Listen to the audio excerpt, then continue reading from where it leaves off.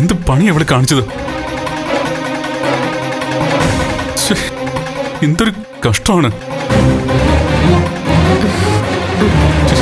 എന്താ ഇനി ചെയ്യ?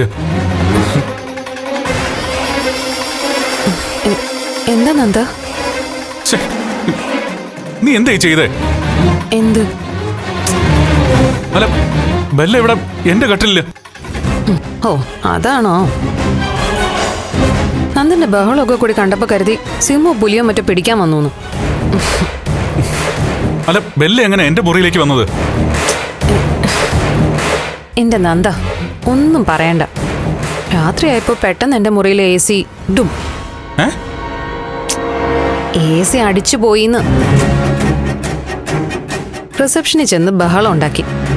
അവര് പറയുന്നത് ടെക്നീഷ്യൻ നാളെ വരുമെന്ന്. അവര് റൂം ചാർജിന്റെ പകുതി ഡിഡക്ട് ചെയ്യാന്ന് പറഞ്ഞു.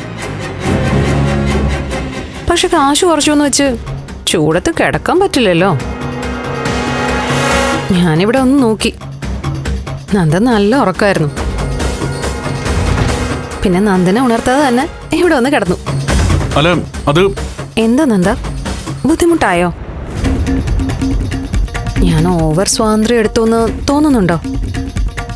അല്ല, അതല്ല. ദേവി അല്ലാതെ വേറെ സ്ത്രീകളാരും ഇന്നവരെ ഒരുമിച്ചിങ്ങനെ. വേറെ ആരും നന്ദന്റെ കൂടെ ഒരുമിച്ച് കട്ടിലിൽ കിടന്നിട്ടില്ല, അതല്ലേ പറയുന്നേ? ആ, അതെ.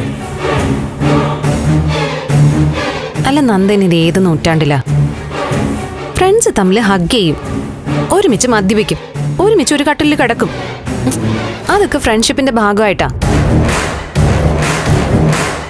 ഞാൻ നന്ദനോട് എടുക്കുന്ന സ്വാതന്ത്ര്യമൊക്കെ ഒരു ഫ്രണ്ടിനോടുള്ള സ്വാതന്ത്ര്യ. അതിൽ നന്ദൻ എന്തിനാ വേറെ അർത്ഥം കാണുന്നേ? അല്ല, വല്ല എനിക്കെന്തോ പെട്ടെന്നൊരു ഇഷ്ടം തോന്നിയോ? അതോ ദേഷ്യം തോന്നിയോ? അതല്ല. നന്ദൻ എങ്ങനെയായാലും ഞാനിപ്പോ ഹാപ്പിയാ. ജീവിതത്തിൽ ഇപ്പോഴാ ഒരു നല്ല ഫ്രണ്ടിന്റെ കമ്പനി ഞാൻ അറിയുന്നത്.